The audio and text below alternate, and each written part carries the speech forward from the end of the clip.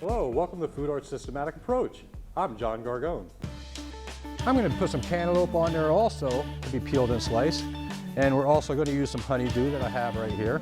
So first thing to peel it, again, we're going to take off each end. And you see what I do to get perfectly even ends is I just turn the melon around and I make sure this side is completely even. And by looking straight down at that, making sure it's even, just cut another even slice and you end up with a perfectly even cut melon on both sides. And then to peel it, we're going to peel it the same way we tornade the orange. We're just going to lay our knife right against the side of the rind with a little bit of the orange flesh exposing. And I'm going to use that knife like a saw and very gently and carefully follow the curvature of that melon so you get a nice even slice. You should never be shaving your melon. The presentation is terrible and you're losing a lot, and it's taking you a whole lot longer to be able to peel that melon. This way it's going to be really fast. Again, use your knife like a saw, starting at the tip and just leaving a little bit of the orange exposed. And now you can actually see a guideline. And that guideline is going to be right here. This is where you want to do your next cut. So you put your eye here. You're not looking here after the knife is in position. You're actually focusing your eye on this line and just using your knife like a saw. Go ahead and take it off. And you know what? Over time, you're just going to get tired of doing this saw slice here. And just by using the tip of the knife in one solid stroke, you'll be able to take the whole side of that melon off.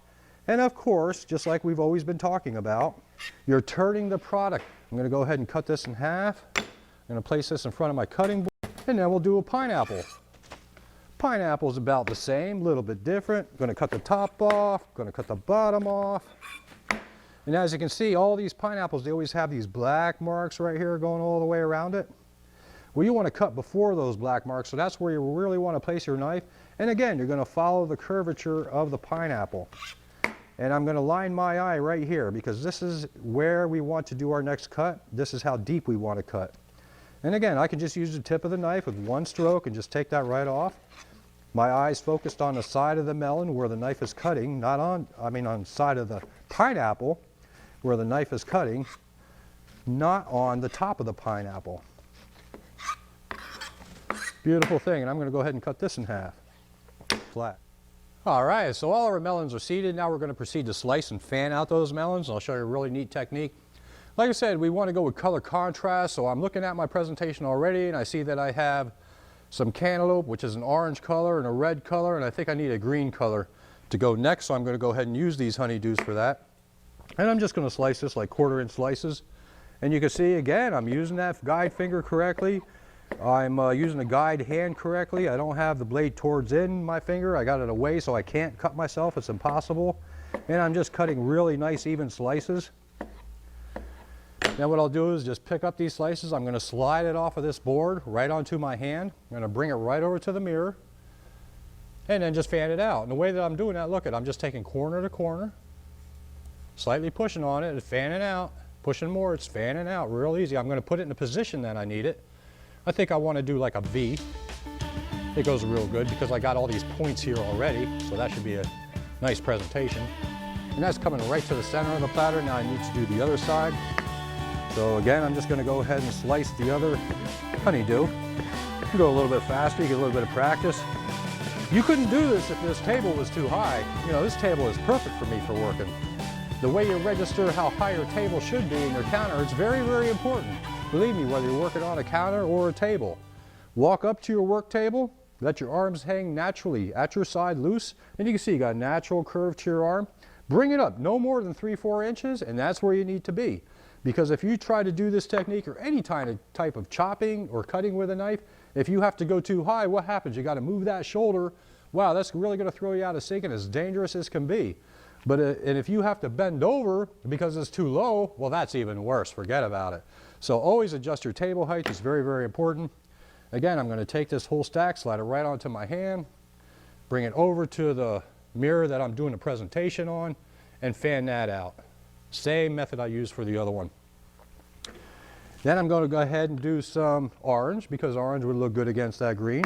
Go ahead and slice up the cantaloupe, same way that we just did the honeydew. You see it goes real fast, it's really easy.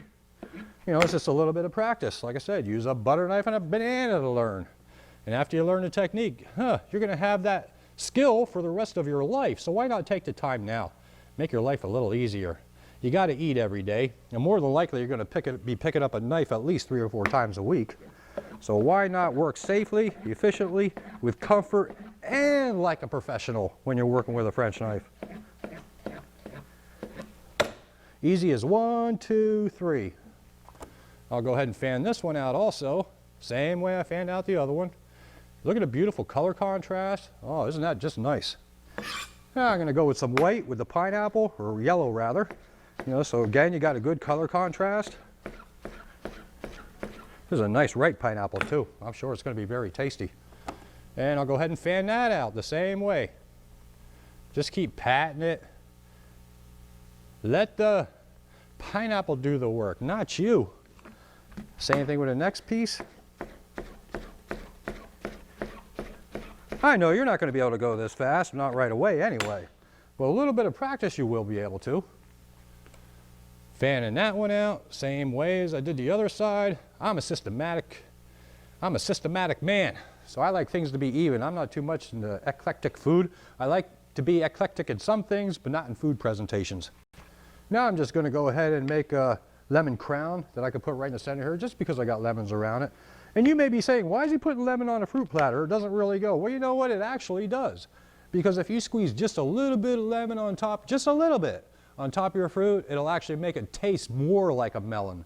Not too much to where you're tasting a lemon, but it'll bring out the flavor of that melon, believe you me. We always add a little bit of acid to our fruit salads or fruit purees or whatever we're doing with fruit, like a strawberry sauce even. Put a little squeeze of lemon juice in there and you will not taste the lemon, but it'll intensify the flavor of the strawberry just because of the acid that's in the lemon. So again, I'm just making a basic lemon crown, just to add a little bit more color to it. And I'm going to put both of them right here in the center. Why not take a little piece of strawberry and just put it right in the center of that lemon for a little added color?